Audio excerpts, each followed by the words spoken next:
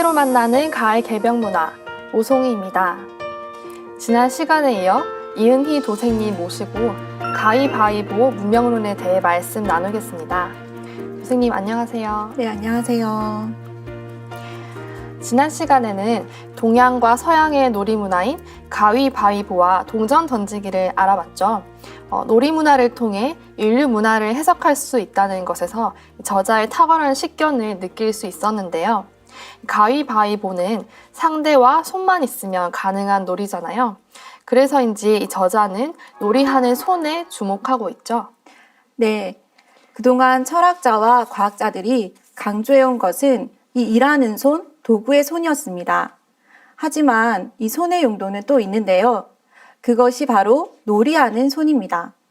도구의 인간인 호모 파베르가 놀이의 인간인 호모 루벤스로 확장되었다고 할 수 있죠. 그런데 근대 이후 인간의 이 손에 대한 새로운 인식이 싹트게 되는데요. 이 서로 상호작용하는 손입니다. 저자는 이를 대표하는 놀이가 상대가 있어야 할 수 있는 가위바위보라고 하는데요. 이 가위바위보를 통해 이 서로 관계를 맺고 이 소통하는 인간, 이 호모 커뮤니쿠스로 다시 이렇게 태어나게 되었다는 것이죠. 요즘 이 사람과 사람을 이어주는 것이 스마트폰이잖아요. 이 사회자님도 스마트폰 많이 하시죠? 네, 그 스마트폰을 이 조작하는 것도 바로 이 손가락인데 그런 의미에서 보더라도 이 손의 가장 중요한 기능은 이 사람과 사람의 이 마음을 이어주는 이 상호 소통이라고 할 수 있을 것 같습니다. 네, 말씀하신 것처럼 IT 기계의 발달로 만물이 소통하는 시대를 맞아 놀이하고 소통하는 이 손의 중요성은 더욱 커질 것으로 보이는데요. 이 가위바위보는 승부를 가르는 놀이 중에서 동전 던지기와 더불어서 가장 널리 사용되는 것으로 알고 있습니다. 네, 그렇습니다. 이 언어를 사용하든 또 어느 종교를 믿든 이 가위바위보만큼은 이 전 세계에 폭넓게 퍼져 있는 문화는 없다고 생각하는데요. 이 한국에서는 이 가위바위보라고 하고 일본에서는 장캔폰이라고 하고 중국에서는 차이차이차이라고 하고 미국에서는 로샹보라고 합니다. 또 영국에서는 락페이퍼 시저즈라고 부르고 있습니다. 그리고 저도 이 책을 읽으면서 처음 알았는데요. 캐나다에 본부를 두고 있는 세계 가위바위보 협회도 있다고 하더라고요. 이곳에는 가위바위보에 대한 이 세계 각국의 정보가 구축되어 있는데요. 포츠담 회담 당시 윈스턴 처칠과 해리 트루먼 그리고 이 이오시프 스탈린이 함께 이 가위바위보를 하는 사진도 있습니다. 이 가위바위보는 동서를 가리지 않고 행해지고 있는 이 전 지구적인 놀이문화라는 생각이 듭니다. 네, 이 포츠담 회담에서 제2차 세계대전 후에 일본과 식민지를 어떻게 처리할지에 대한 문제가 논의되었죠. 이 우리나라의 독립도 이 미국과 영국, 소련의 새 정상이 이 가위바위보로 정한 게 아닌가 의심스러운데요. 네, 이 세상 일이 그렇게 쉽게 결정될 수 있다면 얼마나 좋을까요? 그런데 그렇게 많은 사람들이 평화를 갈망하는데도 이 국제 분쟁과 전쟁이 끊이지 않는지 생각해 볼 필요가 있는데요. 그 이유는 상대보다 먼저 공격한 쪽이 유리해지는 선제 공격이라는 전술이 있기 때문이라고 합니다. 이런 조건이 성립되는 한 이 분명 어느 한쪽이 먼저 방아쇠를 당기게 되어서 필연적으로 전쟁이 일어난다는 것이죠. 따라서 전쟁을 없앨 수 있는 방법은 전쟁의 이 규칙을 바꾸는 데 있다고 하는데요. 저자는 이러한 전쟁의 규칙을 바꿀 수 있는 방법이 가위바위보 놀이라고 소개하고 있습니다. 이 가위바위보에 그렇게 깊은 의미가 숨어 있는 줄 몰랐네요. 어떤 점에서 그렇다는 것인가요? 네, 그동안 이 가위바위보를 하면서도 미처 생각하지 못했던 것인데요. 이 가위바위보의 조건은 이 먼저 내는 것도 또 나중에 내는 것도 허용하지 않고 이 서로 호흡을 맞춰서 상대의 리듬과 또 마음을 읽으면서 이 동시에 이렇게 손을 내면서 하는 규칙이잖아요. 그래서 우리가 가위바위보라는 이 구령 소리가 이 가위바위보 놀이를 할 때 뗄래야 뗄 수 없는 관계에 있는 것도 바로 이 때문이라고 하더라고요. 네, 이렇게 모든 경쟁은 선제하고 선점하는 것이 유리하지만 이 가위바위보 놀이만큼은 정반대인데요. 그래서 페리 프리드먼은 가위바위보는 갈등의 해결법이라고 말했고 전쟁의 규칙을 가위바위보의 규칙으로 바꾸는 것이 영구 평화론의 방안이라고 주장하는 사람도 있다고 합니다. 이 우연이 반복되면 필연이라는 말이 있잖아요. 이 가위바위보의 우연성이 갈등의 역사를 평화의 역사로 바꾸는 필연이 될 수도 있겠다는 생각이 드는데요. 일부에서도 알아봤지만 이 가위바위보를 얘기하면서 인류 평화를 논할 수 있는 것은 이 가위바위보에 상극을 넘어선 상생의 원리가 담겨 있기 때문이겠죠. 네, 그렇습니다. 네, 앞 시간에도 말씀드렸지만 가위바위보는 이 5손가락을 가지고 하는 이 송나라의 수세권을 이 3자의 관계로 단순화시킨 것인데요. 서로가 서로를 이기는 이 순환의 관계에서 가위바위보 중 어느 것도 이 절대 우위를 점할 수 없는 관계가 바로 형성되는 것이죠. 바로 이 상극의 과정 중에 이 상생이 실현되는 것이라고 생각할 수 있는데요. 그래서 저자는 이 서양의 동전 던지기로 대표되는 이 양자택일의 문화를 이 극복할 수 있는 대안으로 이 동양의 가위바위보 문화, 즉 이 삼태극 문화를 제시하고 있습니다. 이 해당 내용을 이 책에서 제가 한번 읽어보겠습니다. 지금 우리가 살고 있는 현대 문명의 명암을 따라가다 보면 1장에서 말한 바와 같이 이양 대립과 양자택일의 단단한 벽에 바로 부딪히게 된다.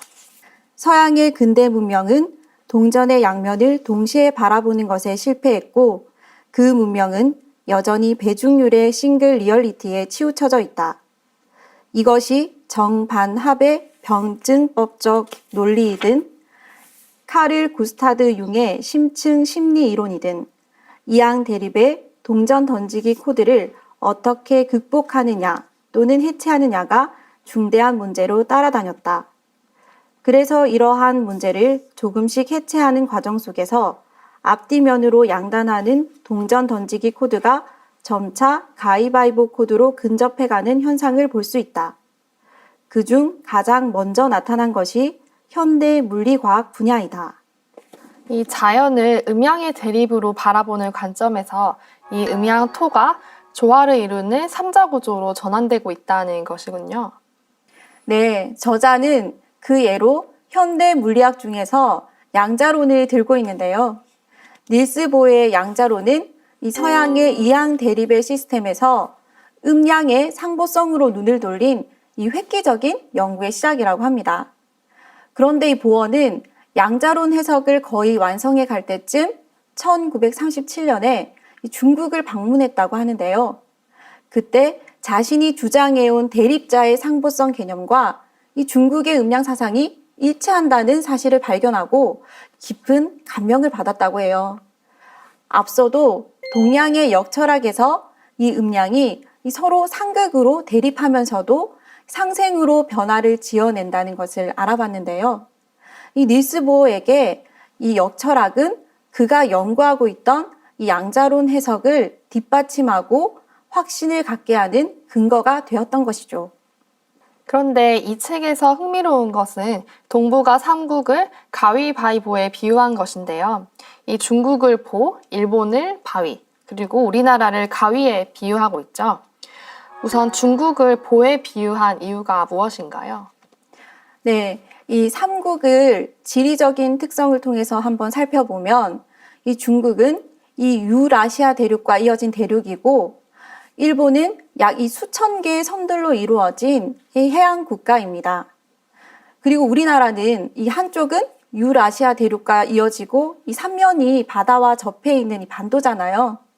이 저자는 이 우리나라를 비롯한 3국을 가위바위보의 구조로 파악하고 있습니다.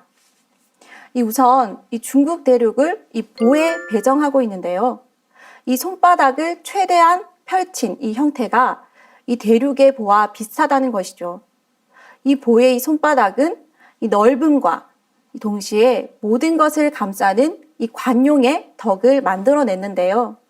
하지만 지금의 중국은 이 대륙 보의 진정한 의미를 잃어버리고 오히려 이 중화주의를 내세우며 전 세계 패권을 잡아서 이 중국 문명으로 흡수해 버리려고 하고 있어서 안타까울 따름입니다.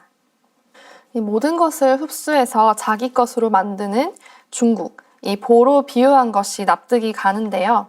그럼 일본을 바위에 배속한 이유는 무엇인가요? 이 저자는 일본을 이 대륙의 이 손바닥과 대립되는 이 주먹으로 배정했는데요. 이 주먹은 보시다시피 손을 꼭 움켜쥔 모습이잖아요. 그래서 여유보다는 긴장, 이 확대보다는 이 축소를 나타내고 있다고 하는데요. 일본의 문화가 이 작고 세밀하고 정교한 이유가 여기에 있다고 합니다. 또한 이 주먹은 힘을 상징하기도 하잖아요. 이 일본은 이 사무라이 문화, 이 무사가 지배했던 나라이기도 하죠. 이렇게 된 이유를 이 상제님께서는 일본은 강렬한 지기가 목여 있어서 그 민족성이 사납고 탐욕이 많으며 이 침략열이 강하다고 말씀하셨는데요. 일본은 이 환태평양 이 지진대로 이 화산 폭발과 지진이 끊이지 않고 자주 일어나고 있잖아요. 네, 이러한 강력한 이 지기의 영향으로 이 바위인 일본이 이 광활한 대륙으로 뻗어나가려고 하는 성향이 강해져서 그동안 이 인류 역사상 이 침략을 일삼았다는 것입니다. 이 일본의 호전성과 침략의 역사를 통해 이 바위에 배속한 이유를 알 수 있을 것 같습니다. 마지막으로 우리나라인데요. 이 우리나라는 가위에 비유를 할 수 있겠군요. 네, 이 저자는 이 대륙과 해양의 중간에서 이 반도의 특성을 가진 우리나라가 바로 이 가위의 특성을 가지고 있다고 하는데요. 가위는 이 음과 양의 이 중간에서 음양의 모순과 대립을 융합하는 이 접합점이라고 했습니다. 그래서 이 가위가 이 정상적으로 움직이면 이 동아시아는 대립에서 벗어나서 이 조화와 순환의 상생 시스템을 만들어낸다고 합니다.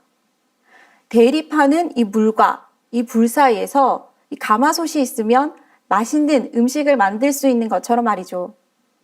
그래서 역사적으로 한국이 가마솥 역할을 수행해 왔던 시기에는 이 동아시아에 평화가 찾아오고 아름다운 문화의 꽃이 피고 또 그렇지 않은 이 반도인 우리 한국이 힘이 약해졌을 때는 이 대륙과 해양의 두 세력이 충돌을 했다고 하는데요.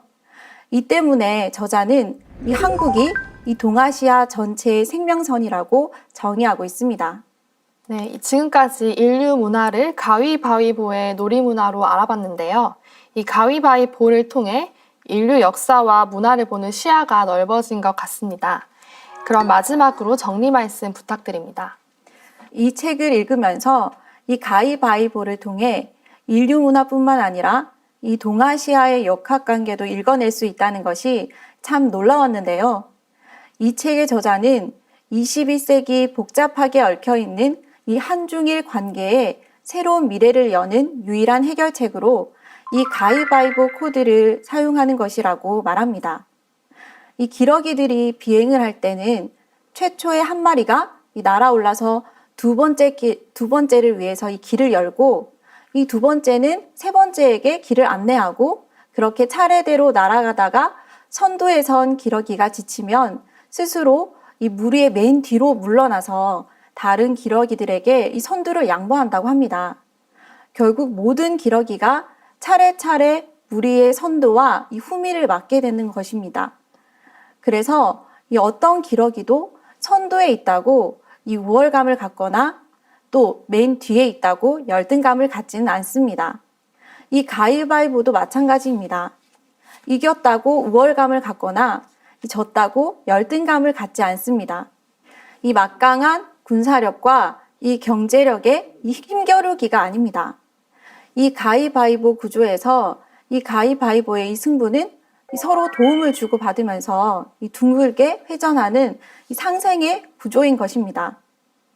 그리고 저자는 이 한반도는 이 아시아의 반도이고 또 이 전 세계의 바다와 대륙을 이어주는 반도라고 합니다.